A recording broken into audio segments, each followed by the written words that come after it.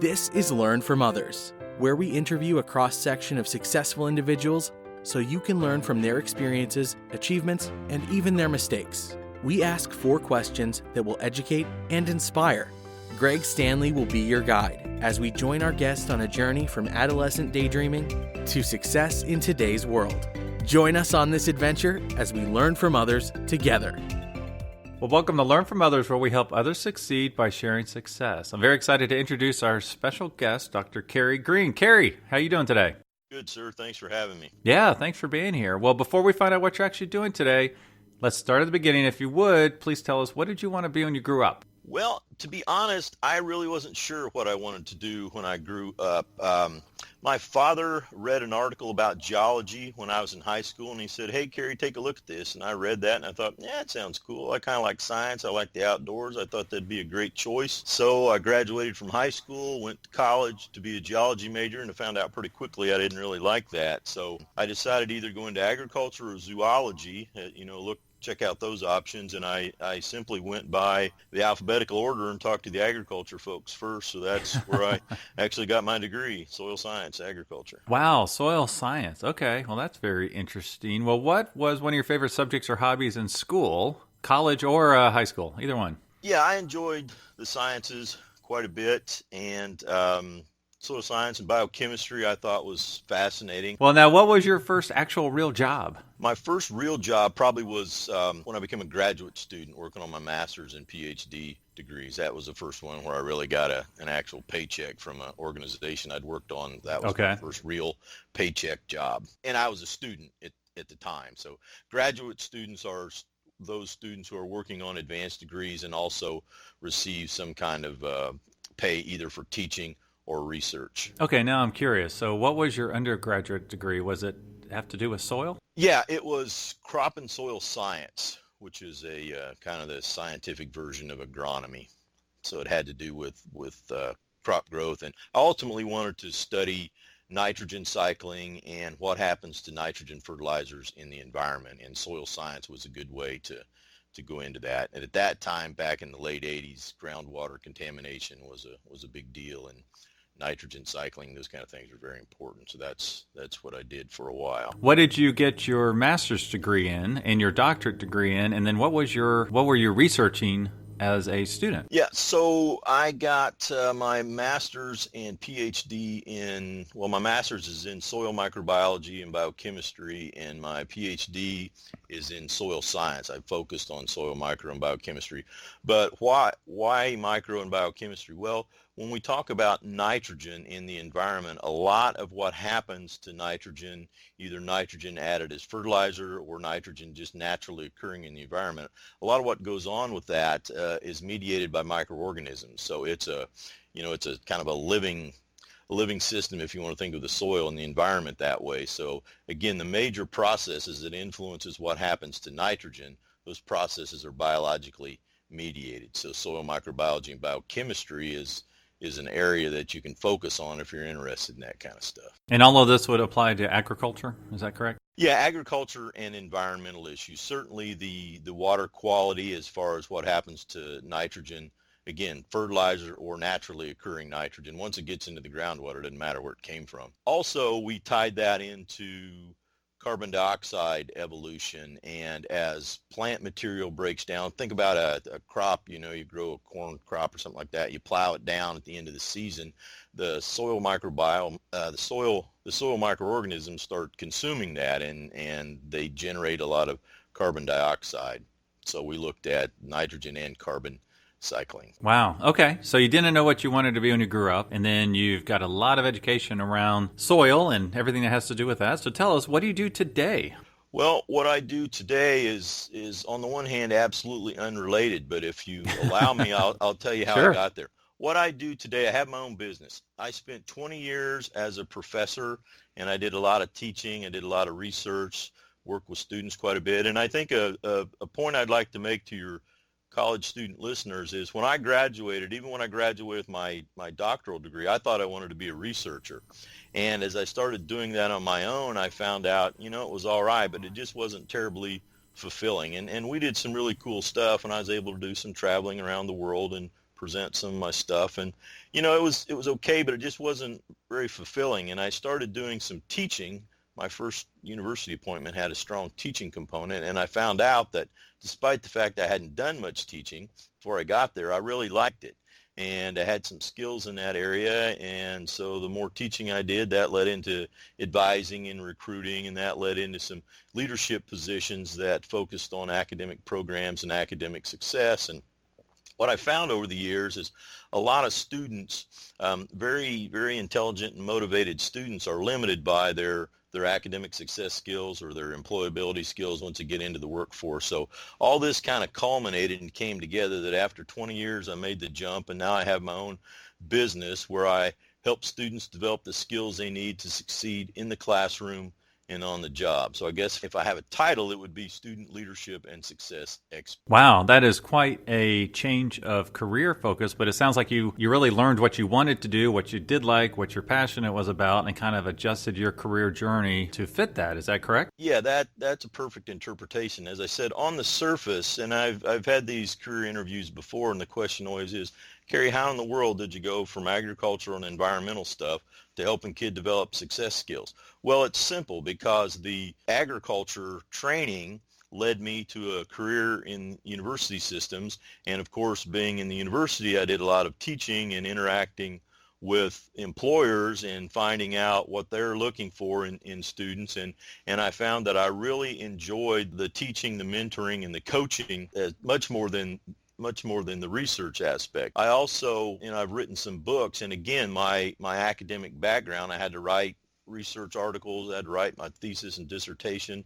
So all that really led into where I'm at today. So as I say, on the surface, it looks like it's unrelated, but on the other hand, it was an absolutely perfect way to get me where I'm at now. But having said that, when I started my university career, I didn't necessarily plan on having my own business, but as I evolved and my thinking evolved and it became clear what my real passions and focus areas would be, then it seemed like a great thing to do, to kind of branch out on my own and do what I love. Now, if you would expand on that a little bit, saying you want to do that and actually doing that are two totally different things. That's a big jump. So how did you make that transition? And then if you would go into a little bit about your business today and the offerings for students. After 20 years, I just decided that's what I wanted to do. So I've written some books on academic success. The title of my latest book is Success Skills for High School, College, and Career. So I try to integrate academic success skills, soft skills, and leadership skills, and kind of put all those together and help a student, again, prepare for college, prepare for their career, help them develop the skills they need to succeed while they're a student, and all that kind of feeds together. They're not mutually exclusive. When you think about these soft skills or employability skills, I mean, the classic list is communication, collaboration, problem solving, critical thinking, time management, those kind of skills. And of course, those are very important for students as well. So again, I write some books in that area. I do some coaching and some speaking. It's interesting that I'm my own boss now. I kind of joke that for the 20 years I worked in higher education, I had just excellent bosses. But now that I'm self-employed, my boss is driving me nuts. Yeah, man, he's tough. Well, now, what is your typical work week like? Yeah, so I'm not totally sure I have a typical work week, but I recently published another edition of my book. It's a faith-based version, so I spent a lot of time writing that. I'm developing a workbook to go along with that as well, and I'm getting ready to develop an online course. So for the last several weeks, my typical week has been writing and reviewing and editing books and workbooks. Now, if you would, just go over this briefly. What advice would you give someone who would like to be a first-time author, I guess for lack of better words? Is there a particular path that you found productive for an educational audience? What would you recommend if someone would like to publish their first book, to go to independent publisher, or were you able to go through one of the major agencies? Yeah, so that's a great question. I chose to go through a self-publishing company. I struggled with that decision, frankly, because I thought, will there be issues of credibility with that? And I spoke with a professor, English professor, who had a lot of experience in this area, and her advice was, go for it. There's a lot of great self-published books out there, and once your book gets out, the book will speak for itself. It's either going to make it or not based on the content. It's not, it's not who published it, it's who wrote it, basically. So that was great advice. The advantage of going with a self-publishing company is that you have a little bit more control. It goes a little bit more quickly, but the downside is you have all the costs, the marketing costs, production costs, and all that. Of course, you get a much greater share of the profit on the other end. But I guess my advice to an author who's really considering writing their first book is write the darn thing, first of all. Absolutely, if that person would want to go with a traditional publishing house, then more power to them. But I would ask that they simply evaluate their options and don't feel like they have to go the traditional route, but certainly explore that if that's what they want to do. And if that's important to them, then make the commitment to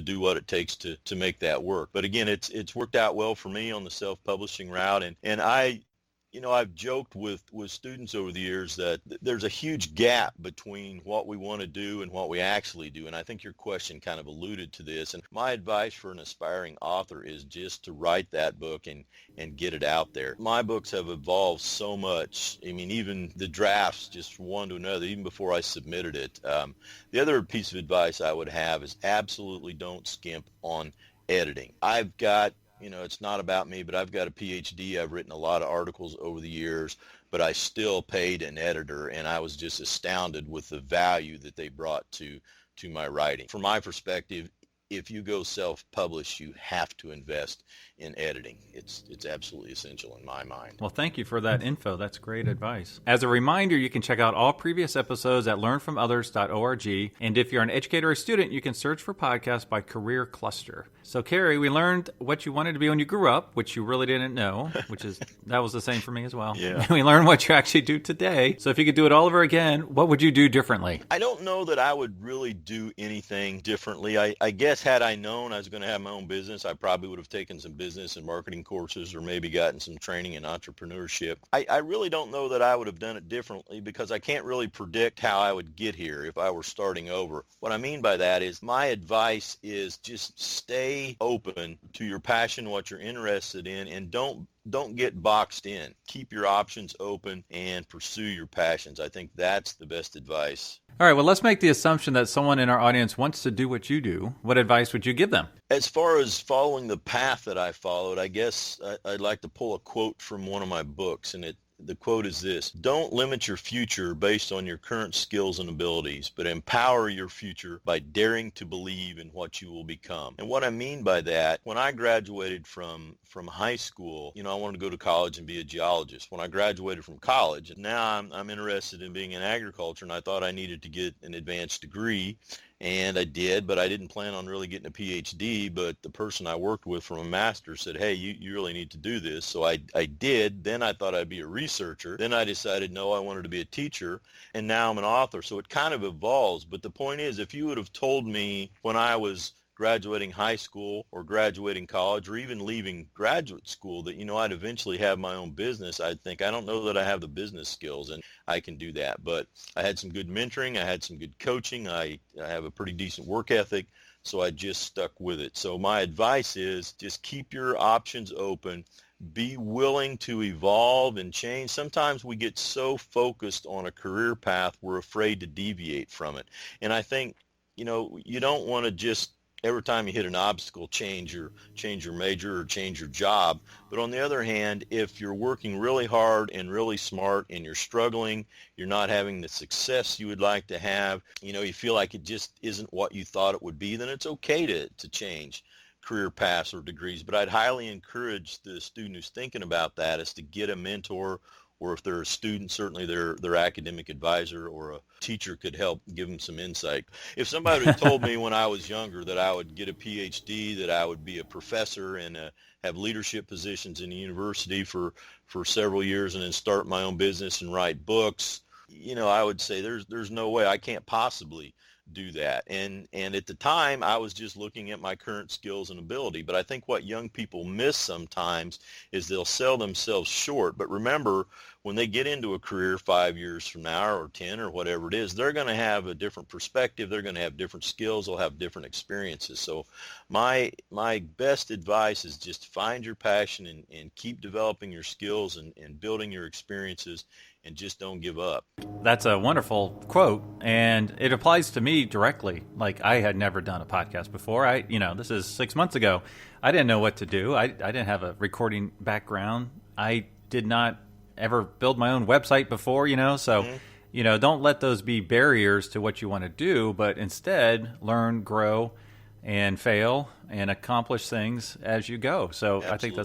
I think that's a really great one. So now I've got to ask, a doctor, has a PhD and his master's degree, almost flunked out of college. Is that what you said? What was that story all about? Yeah, so when I graduated high school, I was in the top 10% of my high school class, and high school was not difficult for me at all. And I got to college. I went to Purdue University, outstanding university, and I took freshman chemistry, and I just about flunked it. I got a D, and I think that's some generosity there. Probably. So here I am, top 10% of my class, A's and B's all through high school. I've got my dreams of going to Purdue. I'm there, and now I'm starting to think maybe I don't have what it takes. Maybe this is just not for me. And I did a lot of soul searching there, and I took the course again, and I ended up getting an A. But what I learned is it wasn't that I didn't understand chemistry. The reason I didn't understand chemistry is that I didn't have the academic success skills I needed. I didn't know how to take notes. I didn't know how to study. I didn't really know how to take exams effectively. So these skills that are so important, I took it again and I got an A. I don't think my IQ went up from one semester to the next. But I went from a D to an A because I developed the skills I needed. I got my act together, so to speak. I got serious. And again, had I just dropped out then, which would have been very easy for me to do, I don't know that my parents would have let me, but in my mind, I'd hit something that I'd never dealt with, and that was failure, and I didn't know how to handle it. I tell students all the time, I had to get a D before I got a PhD because that set me right back on my heels and said, young man, you need to figure out how to play this game called college. So I did,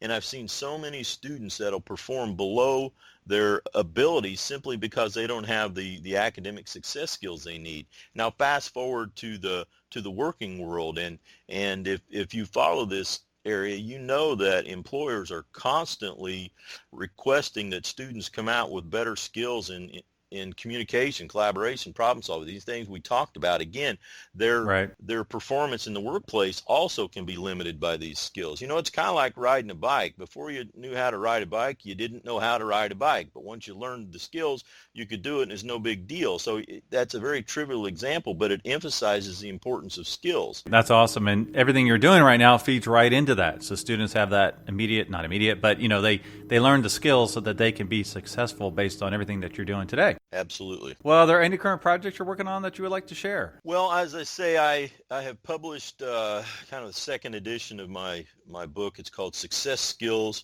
for High School, College, and Career. And again, it teaches some of the academic success skills, soft skills, and leadership skills students need to succeed in the classroom and on the job, and to help students prepare for college and career. And I just released a faith-based version of that as well. I'm in the process of developing an online course and doing some speaking and some coaching for students. So, I'd love to hear from anybody who's listening that'd like to learn more. My website is caryjgreen.com. Awesome. Well, great. Well, as with most journeys, success largely depends on reliable transportation, and I'm a huge car enthusiast, and we don't know each other, but could you tell me, what was your first car? 1979 Trans Am. Wow, that's a heck of a first car right there. Yeah, it was great. Was this the Bandit with the screaming chicken on the hood? Absolutely, but it was blue. Wow, I just helped a friend buy a blue one. Was it the 6.6 liter? Yep. 455? Yep. Man, how many tickets did you get that first year? Well, none, but I did get pulled over, and I guess it's nothing short of the grace of God that I didn't get a ticket, because I was a young guy in a hot car, and I deserved it, but somehow the guy gave me a warning, and it worked, because I didn't get pulled over again for like 20 years. Wow, that's amazing. Well, what happened to that car? I hate to ask. Oh boy, it's been such a long time. It just got traded off over the years. Right. Okay. Well, what's your dream car if you have one? Yeah, I like Corvettes. I have an old 95 Vet that I really enjoy, but if I would have to define one car, it would be that Corvette from, 1980, 81, 82, somewhere in there. I just love that body style. All right, trivia question here. What's the one year that they didn't make Corvette? 1983. And technically, they made one. It's in the Corvette Museum, but it was never released to the public. So you are correct. I wish I had a prize for you. Yeah, well, just give me a 95 or a 82. Right. Well, one great perk to some jobs is a company car. So if I had all the money in the world, I'd love to buy a cool company car based on your job. And so the way I defined it, so I said that you are trying to help students succeed. So I was trying to think about, what's the best car for a student? It's not going to sound too cool initially, but it's actually a pretty cool car. Okay? So what I went with, something classic, something fairly safe. So this one has 4-wheel disc brakes, power windows, factory steel sliding sunroof. It has a cool radio, but you'll have to add all the iPod adapters and everything like that. So what I picked for you is a 1974 Mercedes, but it's a big 450 SEL 4-door because, students want to have all their friends with them and safe. So they're becoming quite classic and quite cool. So that's the car I would pick for you. Sounds outstanding. Awesome. I'm glad a Corvette guy is okay with a 4-door Mercedes. That's awesome. Absolutely. Well, you need to be grateful when anybody gives you a car, right? Well, thank you so much for taking us on your career journey. And I know you already did a little shout out for your LinkedIn and your website. Is there any other way our listeners can learn more about you or what you're doing? Well, as I said, if they can get to my website, caryjgreen.com, there's links to articles on there. My email address is on there, and they can connect with me through LinkedIn. So that's the first place to go. But I'm very happy to answer questions, and with anybody that has any questions about what I do or how they can develop the skills they need to succeed. Awesome. Well, thank you so much, Cary, for taking us on your career journey today. Thank you.